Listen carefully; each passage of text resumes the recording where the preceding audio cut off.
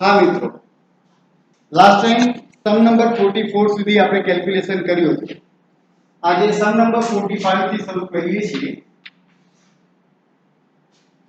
સમ number 45 એનો પહેલો દાખલો 2x² plus 5x divided by under root x. हाँ, કેવી રીતે કરવું મને સમજાવો. તમને આવડે છે. આ દાખલાને બે રીતે સોલ્વ કરી શકાય. બોલો. એક ભાગાકારનો નિયમ, બરોબર? u અને b તમે એ રીતે સોલ્યુશન આપી શકો. અને બીજી કોઈ રીત છે?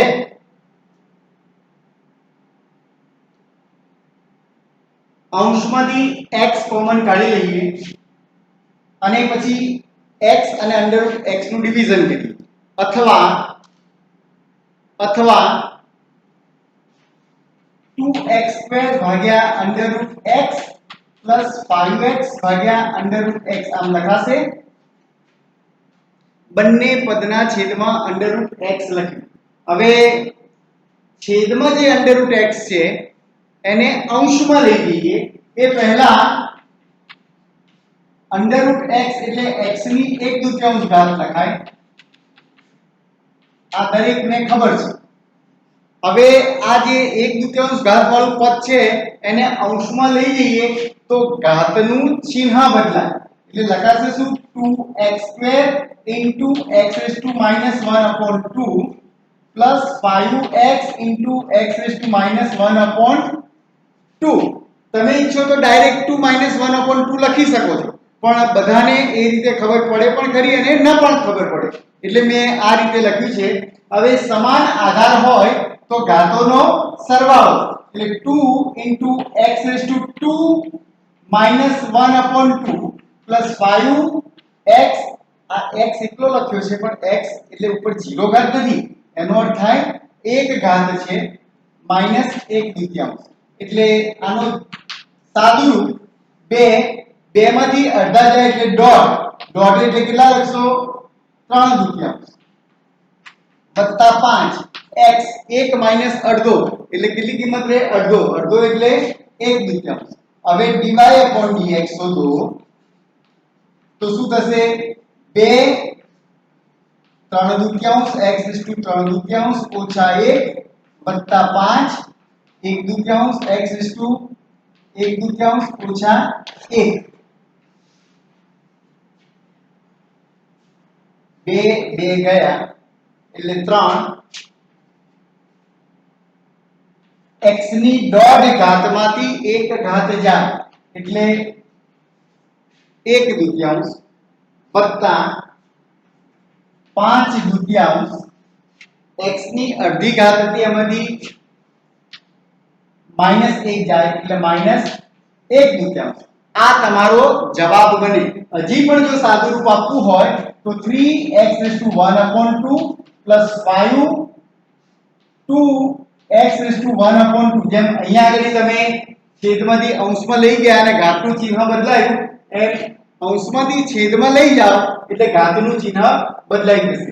આને પણ જવાબ કહી શકાય. હજી પણ જો તમારે સાદું રૂપ આપવું હોય તો ચોકડી ગુણાકાર કરતા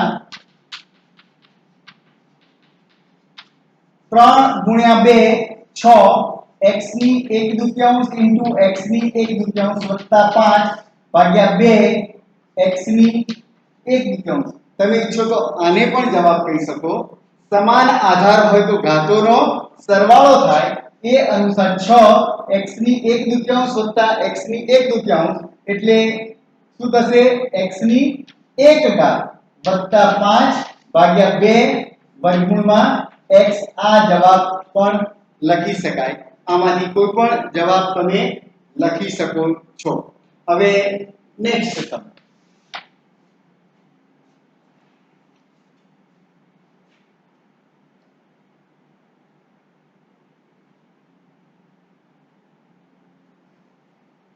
45 નો ત્રીજો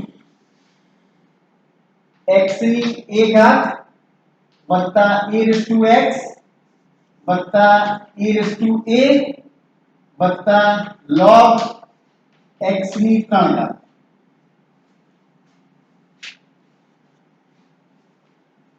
યસ શું થશે વિચાર લગભગ બધા જ પદનો જવાબ મળશે એકાદ પદ સિવાય તમને બધાનો જવાબ મળી dy upon dx બરાબર x raised to a x raised to a is a constant એટલે શું કરશો તમે x ની 5 ઘાતનું કે x ની 10 ઘાતનું જે વિકલન થાય એ જ વિકલન x ની a ઘાતનું થાય એટલે કે a x raised to a minus 1 a raised to x એ તો તમને ખબર જ છે e raised to x log e base a raised to a નું વિકલન બોલો ચાલો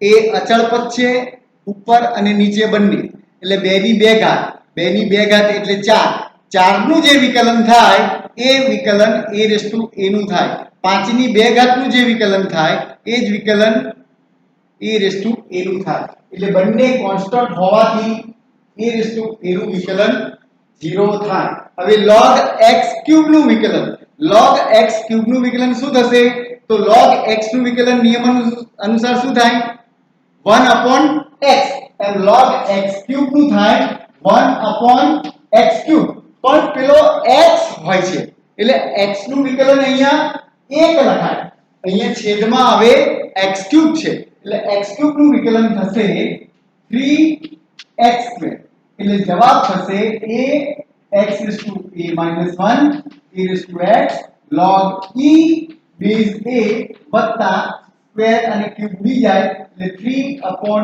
x એનો જવાબ થશે લખી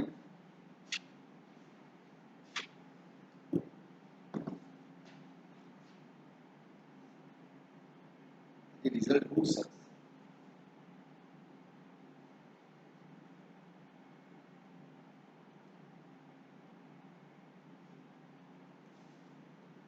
ફોટો પાડી લીધો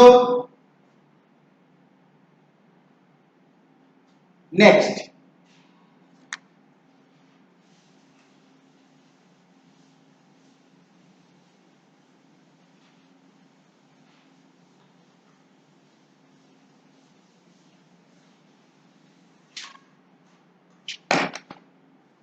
સમ નંબર 47 હા સમ નંબર 46 વિધેયની મહત્તમ અને ન્યૂનતમ કિંમતો એટલે શું તેની જરૂરી અને પર્યાપ્ત શરતો જણાવો આ લગભગ બધી જ પરીક્ષામાં થિયરીના સ્વરૂપે પૂછાય છે હું દરેક દાખલા વખતે એક્સપ્લેન કરતો રહીશ 47 તમે જે 46 ની થિયરી છે એનો દાખલા પાછળ આવે છે મેક્સિમમ અને મિનિમમના એ વખતે એ દાખલાઓ ચલાવીશું પણ મારી દ્રષ્ટિએ બહુ જ મહત્વની થિયરી છે સમ number 47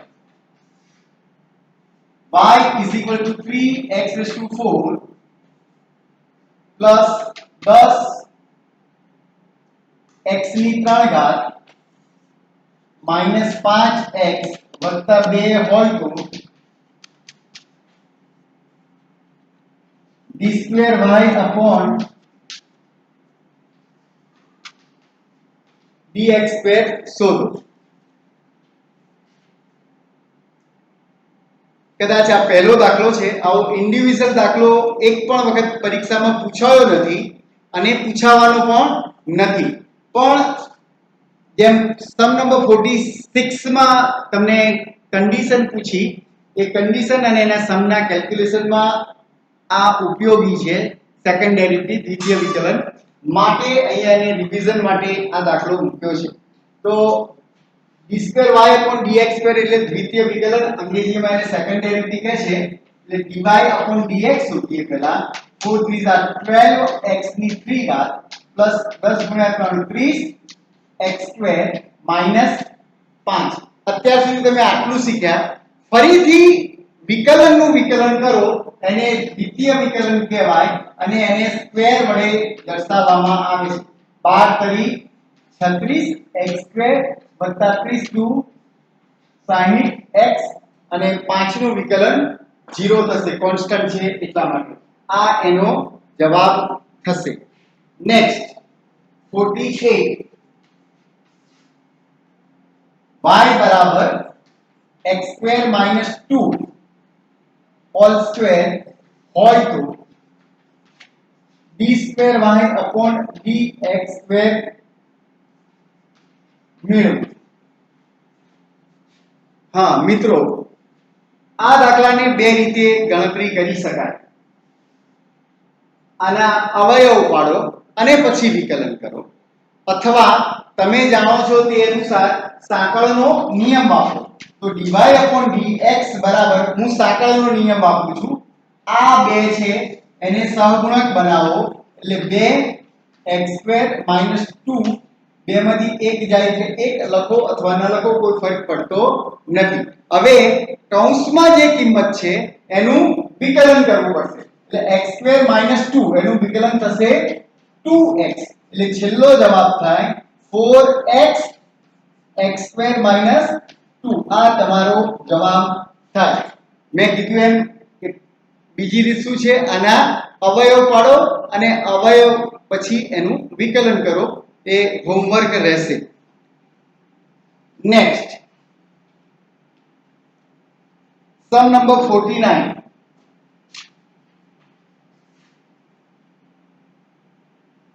fx is equal to 3x³ plus 4x² વત્તા 2x વત્તા 7 હોય અને f"x બરાબર -28 હોય તો x બરાબર કેટલા? x ની કિંમત મેળવો. વિચારો મિત્રો, આવા દાખલા આપણે અગાઉ કર્યા છે. પહેલા ફર્સ્ટ ડેરિવેટિવ એટલે પ્રથમ વિકલન માટે હતું, આ ડબલ ડેશ છે એટલે સેકન્ડ ડેરિવેટિવ છે.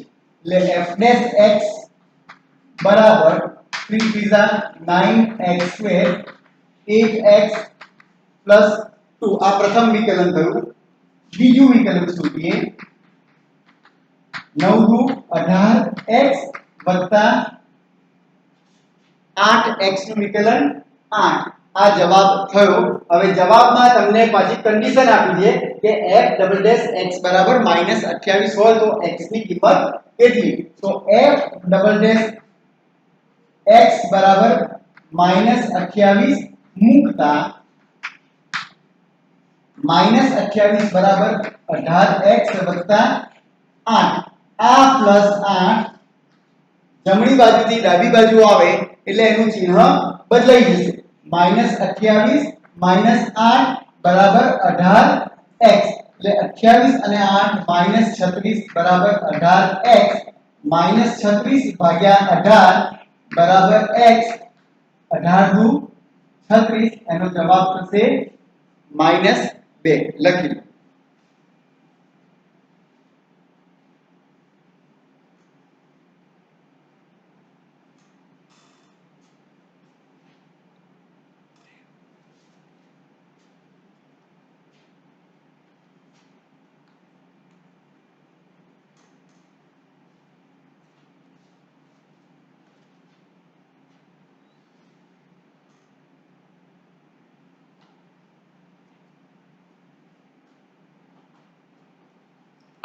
લખી રહ્યા છો?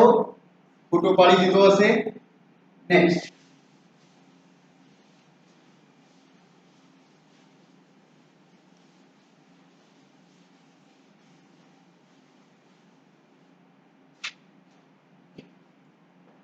पचास नंबर.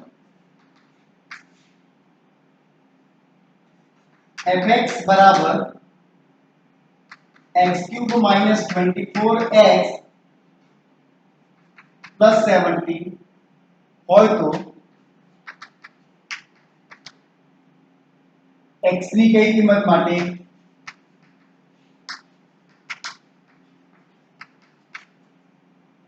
f'(x) બરાબર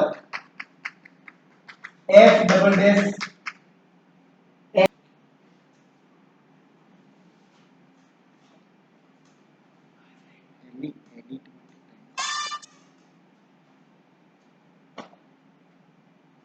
f ડેશ x બરાબર 3x² - 24 એ જ રીતે f ડબલ ડેશ x બરાબર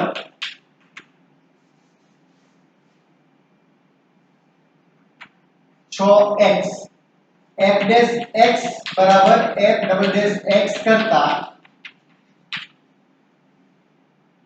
3x² - 24 બરાબર 6x 6x ની દિશા બદલીએ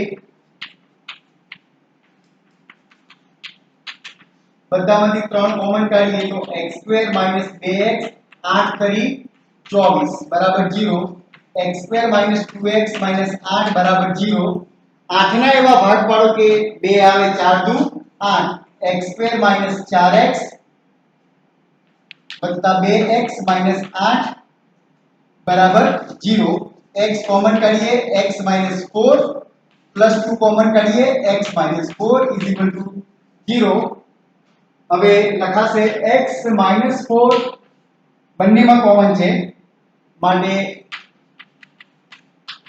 x - 4 x + 2 આનો અર્થ થયો x - 4 0 અને x + 2 0 x 4 અને x બરાબર -2 -4 પેલી બાજુ જશે એટલે +4 થશે અને x + 2 છે એ 2 પેલી બાજુ જશે એટલે એ -2 થશે નેક્સ્ટ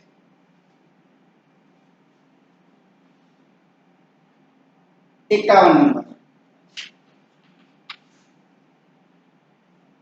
fx बराबर 4x ની 4 ઘાત minus 4x cube plus 3x square plus x plus 1 x ની 4 ઘાત minus 4x cube plus 3x square plus x plus 1 હોય તો f डबल डैश 0 મેળવો f डबल डैश 0 મેળવો तो f डैश x શોધીએ तो 4x³ minus 4 તરી 12 x સ્ક્વેર વત્તા 3 દુ 6x વત્તા 1 f डबल डैश x કરીએ तो 4 તરી 12 x સ્ક્વેર minus 12 દુ 24 x વત્તા 6 હવે બંને બાજુ x બરાબર 0 મૂકતા તો શું થશે f ડબલ ડેશ x બરાબર 12 0 નો સ્ક્વેર -24 0 + 6 0 સાથે કોઈ પણ કિંમત ગુણાય એટલે 0 થઈ જાય એટલે છેલ્લો જવાબ 6 થશે લખી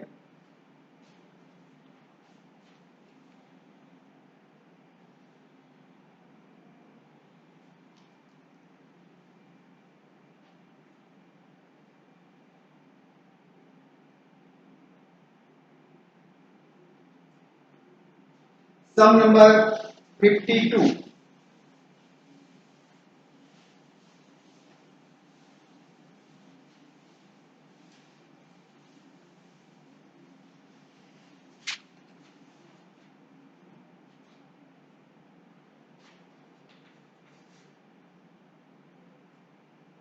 fx बराबर 5x ની 3 ઘાત -8 x square minus 2x minus 7 હોય તો x ની કિંમત મેળવો કે જેથી f ડબલ ડેશ x બરાબર 14 થાય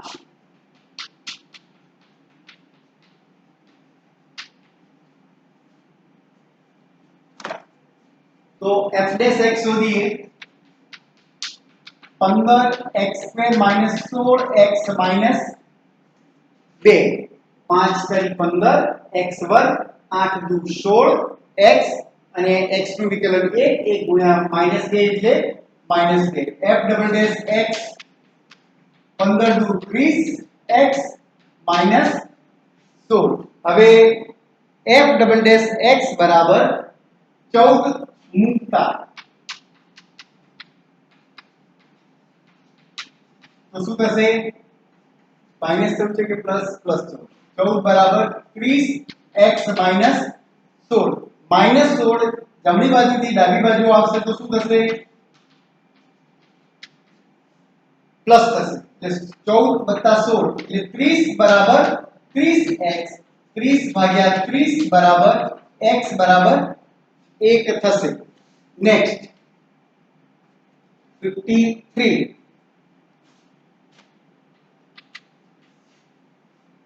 जो fx बराबर 3x⁴ minus 2x³ plus 5x² minus 7 હોય તો x ની કિંમત મેળવો કે જેથી f ડબલ ડેશ x 34 થાય. ઉપરનો દાખલો અને આ દાખલો સેમ છે. પ્રોસીજર કરીએ f double dash x 12x3 6x² વત્તા 10x વત્તા 11 દ્વિતીય વિકલન 12 કરી 36x² - 6 દુ 12x વત્તા 10. હવે શું કરવાનું? હા f ડબલ ડેશ x બરાબર 34 મૂકતા તો 34 મૂકીએ તો 34 = 36x² - 12x + 10. 34 પેલી બાજુ જશે ડાબી બાજુથી જમણી બાજુ તો 34 જે પ્લસ છે એ શું થઈ જશે? માઈનસ. એટલે 36x² - 12x + 10 -34 બરાબર 0. એટલે 36x² - 12x 10 પ્લસ છે 34 માઈનસ છે એટલે 34 - 10 એટલે -24 આવશે. -34 + 10 નું સાદુરૂપ કેટલું થશે? બધામાંથી કઈ કોમન નીકળશે? 12 કોમન ફેક્ટર છે એટલે 12 કોમન કાઢી લઈએ તો 12 * 36 12 * 12 અને 12 દુ 24 બરાબર 0. એટલે 3x² - x - 2 બરાબર 0. આ 3 અને 2 એનો ગુણાકાર કરો તો 3 દુ 6 6 ના એવા ભાગ પાડો કે 1 આવે 6 * 6 અને 3 દુ 6 એટલે 3x² - 3x + 2x - 2 = 0. x અને 3 બંને કોમન છે એટલે 3x કોમન કાઢીએ તો x - 1 અને અહીંથી +2 કોમન નીકળે. હવે બંનેમાંથી કોમન છે x - 1. આનો અર્થ થશે x - 1 બરાબર 0 3x + 2 બરાબર 0 એટલે કે x બરાબર 1 અને x બરાબર -2/3 જવાબ થશે. લખી